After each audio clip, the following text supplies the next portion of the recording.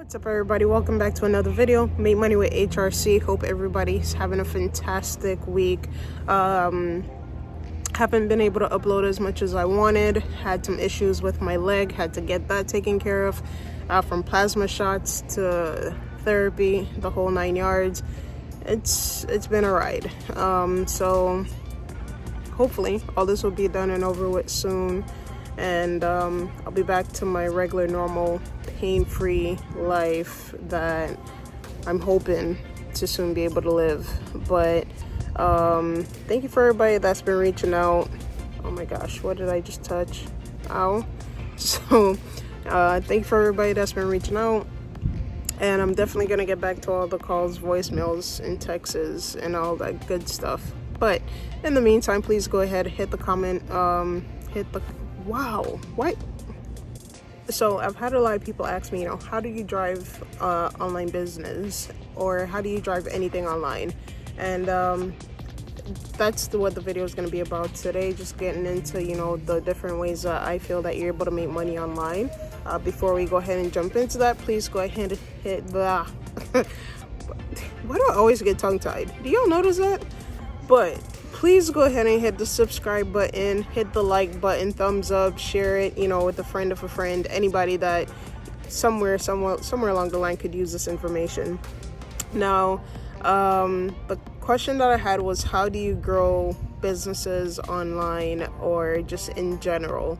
And I have a few different tips that I have used, and of course these are things that everybody and anybody pretty much uses, especially now with the way of the world and technology and computers and social media and social validation, the whole 9 yards. So everything honestly goes back to the internet and the back end of just everything that's in reference to the internet, right? So first of all, I would say that you have to have really good customer service when it comes to driving your sales.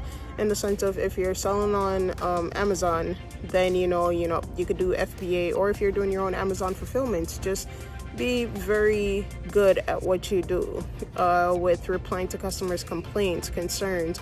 If something's wrong with a product, go ahead, address it. Try and see if you could get them some kind of replacement to smooth the situation over that you might be having. Whatever it is, have good customer service. Be able to build a rapport with your customer. Let them know that you're also a customer. So be in their shoe. All right. So that's one. Next, I have build your brand. Or build your brand should probably be number one. But build your brand. When you're building your brand, building your brand and upselling, I'm going to put that in the same category. Now, when you're building your brand is a representation of you. Customers are going to expect a certain level of excellence from you and your brand. So you're saying that you're selling, a cup, and now that you're selling this cup, you're going to be selling water with your cup, and you want to be able to cross-sell, mix and match, let people know what's a good option, what's not a good option, give them different different things that other people buy together. So personally, I just feel like when you give somebody options, they're not going to be able to tell you no. You get what I'm saying? Like, not only are you selling a white shirt, but you're selling a white shirt with some fly ass khaki pants, with some crisp, Air Forces, or whatever the heck the latest shoes is. Somebody's gonna buy it. Regardless of what's taking place, somebody's gonna buy your product. So customer service, branding, and ads. You want to make sure that your ads are being optimized for the best. So when I started out, I was running 4 or 5 ads like crazy. However, when I'd run these ads, I'd have a budget for the end of the week. The ad that had the most that gave me the most sales or the most click rates, those were the ads that I went ahead and further optimized them by, before I had just a picture. So now I'm gonna go ahead and switch it up with a picture and a video for that one specific ad. Change up the word in a little bit. Also, I would then go ahead and find other other people that were selling the same products as myself, see if I found any of their ads, see how I'm able to, remake their ad basically into an ad that would work for me. So,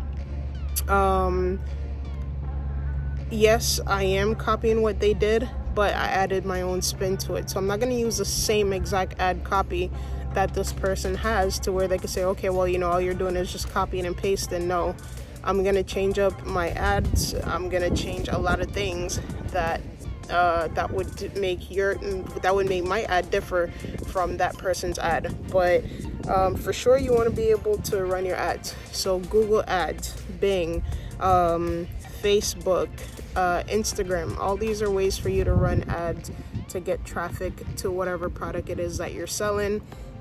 Now, to sidebar onto that, I saw another comment that asks, do you have to run ads for Amazon, or is it mandatory? Now, because Amazon is such a big marketplace, a lot of times people are on Amazon and people know what they're gonna buy. So when you go onto the Amazon marketplace, you know what you're gonna buy, you know what you're looking for, and the marketplace is gonna upsell it for you. So with that being said, yes, you can run ads, but to be honest, the sales that I get from Amazon themselves are very those are very organic. Like, I really don't, I have personally never run an ad for that, so I can't say you need to make sure that you run ads for Amazon. I think that's like a each its own type of situation. But for Amazon merch, for Amazon merch or for even Amazon seller, never ran an ad for either of my accounts with that, and I get consistent sales with that. But a lot of people are always on Amazon based on how big the marketplace is. Next, I have influencers. So with influencers, you want to go ahead and look into getting different influencers. Those influencers will help to build your brand. You want to go ahead and find an influencer that's going to match your niche and match what it is that you're selling. However, I would say reach out to a bunch of different influencers to make sure that you're getting the best price for your advertisement. If you're able to, also create a brand ambassador program for your brand. So for example, if you're doing t-shirts, like I do t-shirts, so if you sell a t-shirt, then you're able to put your discount code in, and at checkout I would then go ahead and see whose code it is, and then that person gets whatever percentage of the shirts. Or if it's a referral, then I'd say, okay, next time you buy a shirt, then I take this amount of money off of it. So there's different ways how you could do your ambassador program. You want to do it in a way that's going to be best for you, and something that's going to basically give back to the person that is referring these people to your business. Also, you want to make sure that you're going to use influencers that have the swipe up feature. The swipe up feature is amazing. I'm not gonna lie, it sells itself, not only on Instagram but also on Snapchat. A lot of the people that have bought things from my online store, it's mostly honestly through Snapchat, because I have the swipe up feature on Snapchat. I throw the product up there, swipe up, put a link, that's it, we're good to go. So those actually do convert a lot, especially because it's kind of like a call to action. It's right there in your face. Swipe up, buy now. So it's clockwork at that point. So you want to make sure that you have all these things in order to make sure that you're profitable. And this I would honestly say goes back to not only you having to make more sales in like a Shopify store or in your brand, but just in general, like even if you're doing affiliate marketing, it's the same concept. It's you're selling a product and you need people to buy into this product. So what do you have to do? You're gonna email a bunch of people if you have an email list. If you don't have an email list, then you're gonna go ahead and you want to make sure that you want to make sure that you at least have a good pitch and also good ads that are ran to your affiliate programs. That's going to give you back revenue on the back end. So everything honestly comes back down to good ad spend, good customer rapport, and building your brand with your customers themselves. Now, I think I covered everything with that. I don't think I have anything else written down. Back to the notebook life, literally. Let's see. Yeah, I think I have everything.